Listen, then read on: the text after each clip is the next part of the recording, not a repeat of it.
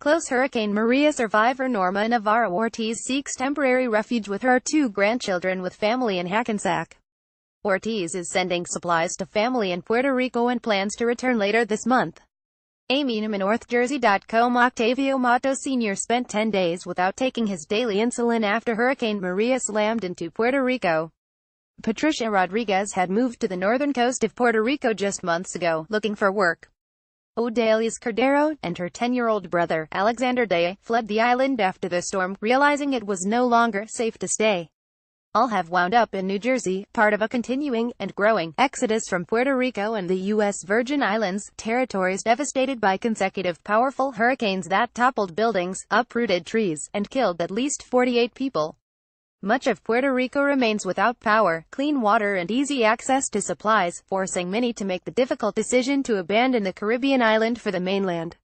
Damaged homes and trees stripped of their leaves are seen throughout Yabucoa, Puerto Rico 11 days after Hurricane Maria struck the island, October 2, 2017. Photo Carrie Cochran, The Inquirer. By 8 days leading up to us leaving there was a lot of crying going on around my house, recounted Cordero, 19, who is now living with a cousin in Hudson County. Both of my parents are police officers and they were working 12 hours a day, she said. There was not a lot of food and we were eating bread all day and a lot of canned sausages, and they could see nothing was getting better, people were dying in the hospital. It was just a horrible environment to be in, Cordero said, adding that she doesn't know when she and her brother will be reunited with their parents, and they decided to send my brother away and me with him. Puerto Rican Gov. Ricardo Rossello, who visited with President Trump and members of Congress Thursday to ask for $4 billion in aid, has said that without immediate help from the U.S. government to rebuild the island, there will be a mass exodus to the mainland of the United States. Puerto Rico has 3.4 million residents. Help to the island, especially in mountainous isolated places, has taken weeks to arrive. Several hospitals continue to run on generators, and a majority of the island's public schools remain closed, some still serving as shelters for displaced families. According to news reports, New Jersey has the 3rd largest Puerto Rican population in the country, trailing Florida and New York, and had seen those citizens increase in recent years due to the island's economic crisis. Before the storms, less than 1 million citizens had jobs on the island, the pension system was collapsing, and debts in the billions are owed to both public and private concerns. Heading to NJ. North Jerseyans trying to bring relatives from Puerto Rico. Helping out contractors hope to bring aid to Puerto Rico and fix roofs. Puerto Rico relief doctors fly to island with medical supplies on humanitarian mission. Lauren Thomas, the chair of the history department at Rutgers University Camden, said the number of Puerto Ricans who will move to the Garden State due to the storm will likely spike once people determine they can't stay on the island longer if power, access to running water, food and medicine doesn't improve. No one wants to leave their home, said Thomas, author of Puerto Rican Citizen History and Political Identity in 20th Century New York City. The Puerto Ricans who are coming here now are living in tremendous distress, both financial pressure that existed before the hurricane, and also now, the crisis of survival. New Jersey seen as a refuge. Those who have left the island and arrived to New Jersey are staying with relatives or friends. The Garden State is home to about 470,000 residents of Puerto Rican heritage, according to the 2015 U.S. Census estimates. Some of the recently arrived said they plan to relocate to New Jersey permanently, while others said they will be here temporarily. These people have their lives there, they don't want to come live here, said Arianette Fuentes, of Hackensack, who welcomed her sister, Norma Navarro, and her sister's 2 grandchildren to her home earlier this month and who she said planned to leave before the end of the month. They have their own houses. The decision to leave is difficult. But still, many continue to book flights and make arrangements to bring elderly parents, sick relatives, and young children to New Jersey. Furniture ruined by floodwaters from Hurricane Maria outside the home of Pablo and Eugenia Casiano's home in Juana Diaz, Puerto Rico. Photo courtesy of Casiano family. Jeffrey Casiano, of Passaic, vowed to bring his parents as soon as he could. This week he boarded a JetBlue flight to the island, and on November 1 he will return with his 77-year-old father, who has different health issues. His 80-year-old mother, though, doesn't want to come to New Jersey, despite his pleas. She's holding to hope, with FEMA and some type of assistance, he said of his mother. She's also afraid that if she leaves that they'll get robbed. NJ schools told to immediately enroll students displaced by Hurricane Isandro. Amy 4 and his cousin Sebastian Rivera 6 of Salinas, Puerto Rico play with their cousins, Adrian Hidalgo 4, and Gabriela Hidalgo 6 of Hackensack.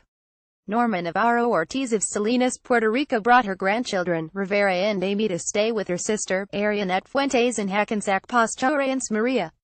Ortiz has been gathering and sending supplies, generators, bug spray, ensure, batteries, solar lamps and other necessities still unavailable on the island. The group returns to Puerto Rico on October 28, 2017. Photo NorthJersey.com. Some young children who arrived to New Jersey in recent weeks have already started classes in North Bergen, Patterson, and Passaic City according to district officials there. Several have come from Puerto Rico, but Passaic and North Bergen schools have also enrolled students from Texas and Florida after Hurricane Harvey caused massive flooding in Houston, and Hurricane Irma did the same in southern Florida. The New Jersey Department of Education issued a memo earlier this month relating to the enrollment of students displaced by recent hurricanes and reminded school district officials that students who lack a fixed, regular, and adequate nighttime residence are considered homeless and are eligible for services. The memo stated that school districts must enroll students immediately even if they do not have school records. While the lack of documentation may make the transfer process difficult, the district must make every effort to obtain necessary information from the parent, guardian, and student when developing a class schedule. The memo states, Adamaris Galvin, principal of the Robert Fulton Annex School in North Bergen, said her district enrolled about a dozen students since September in the bilingual ESL program from Puerto Rico, Texas, and Florida. She said several of the children that came from Puerto Rico live with aunts or other family members, while parents stayed on the island. On Friday, New Jersey City University and Jersey City announced that they would offer free tuition this semester to students displaced by the hurricanes from Puerto Rico and the U.S. Virgin Islands. Norma Navarro Ortiz of Salinas, Puerto Rico, second from left, brought her grandchildren Sebastian Rivera 6, and Andrew Amy 4, to stay with her sister, Arianet Fuentes, far right, in Hackensack Pastorance Maria.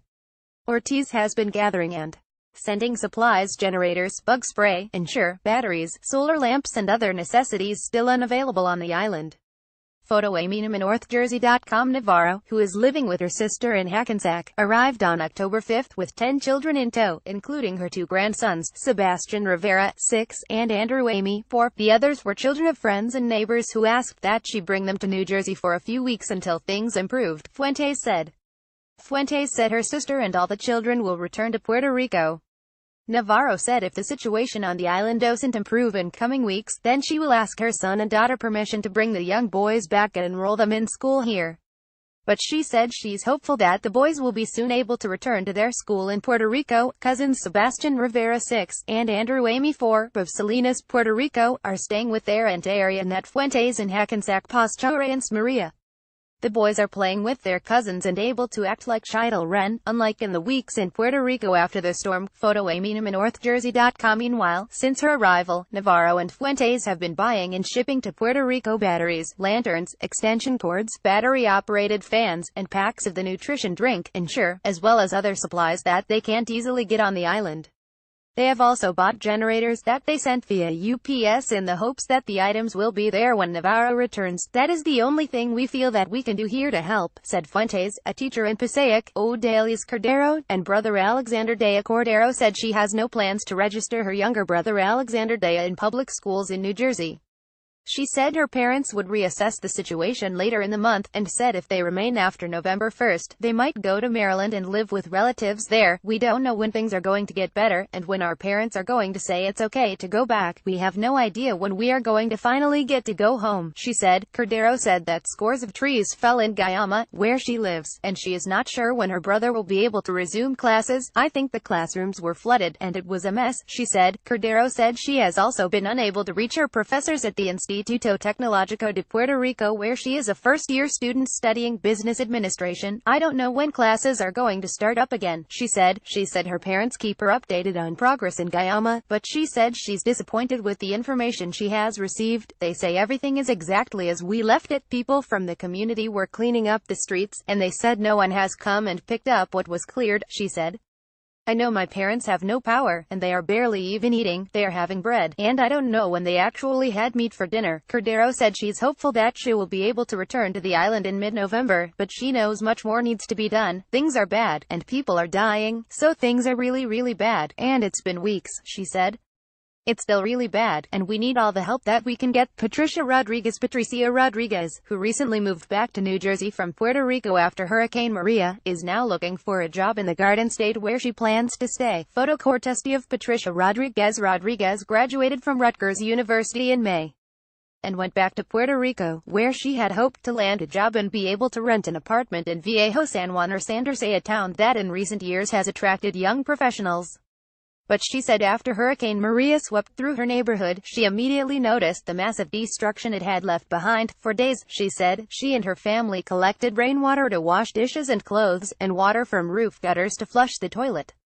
She recalled a time when her mother spent an hour online just to get into a Costco. She boarded a plane with her sister and grandparents on October 4th, she said, and now she is looking for work in New Jersey. She is living with college friends, while her grandparents and sister are in Maryland with family there.